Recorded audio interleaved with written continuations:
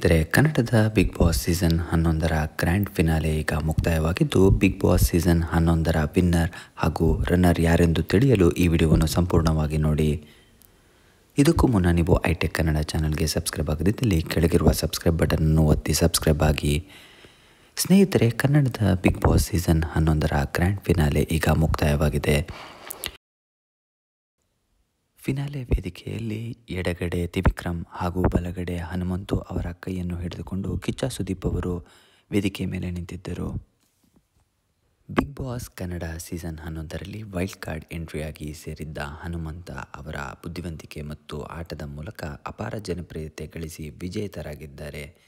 ಸುದೀಪ್ ಅವರು ಫೈನಲ್ನಲ್ಲಿ ಹನುಮಂತು ಅವರನ್ನು ವಿಜೇತ ಎಂದು ಘೋಷಿಸಿದರು ಹಾಗೂ ಅವರಿಗೆ 50 ಲಕ್ಷ ರೂಪಾಯಿಯ ಬಹುಮಾನ ಮತ್ತು ಟ್ರೋಫಿ ಸಹ ಹನುಮಂತು ಅವರು ಪಡೆದುಕೊಂಡಿದ್ದಾರೆ. ಸ್ನೇಹಿತರೆ, ನಿಮ್ಮ ಪ್ರಕಾರ ಕನ್ನಡದ ಬಿಗ್ ಬಾಸ್ ಸೀಸನ್ 11ರ ವಿನ್ನರ್ ಹಾಗೂ ರನ್ನರ್ ಆಯ್ಕೆಯ ಬಗ್ಗೆ ನಿಮ್ಮ ಅನಿಸಿಕೆ ಹಾಗೂ ಅಭಿಪ್ರಾಯವನ್ನು ಕೆಳಗಿರುವ ಕಮೆಂಟ್ ಸೆಕ್ಷನ್ನಲ್ಲಿ ನಮಗೆ ಕಮೆಂಟ್ ಮಾಡಿ ತಿಳಿಸಿ. ಹಾಗೂ ನಿಮಗೆ ಈ ವಿಡಿಯೋ ಇಷ್ಟ ಆಗಿದ್ದಲ್ಲಿ ಈ ವಿಡಿಯೋವನ್ನು ಲೈಕ್ ಮಾಡಿ, ಶೇರ್ ಮಾಡಿ ಹಾಗೂ ಐಟೆಕ್ ಕನ್ನಡ ಚಾನಲ್ಗೆ ಸಬ್ಸ್ಕ್ರೈಬ್ ಆಗಿ. ಧನ್ಯವಾದಗಳು ಸ್ನೇಹಿತರೆ.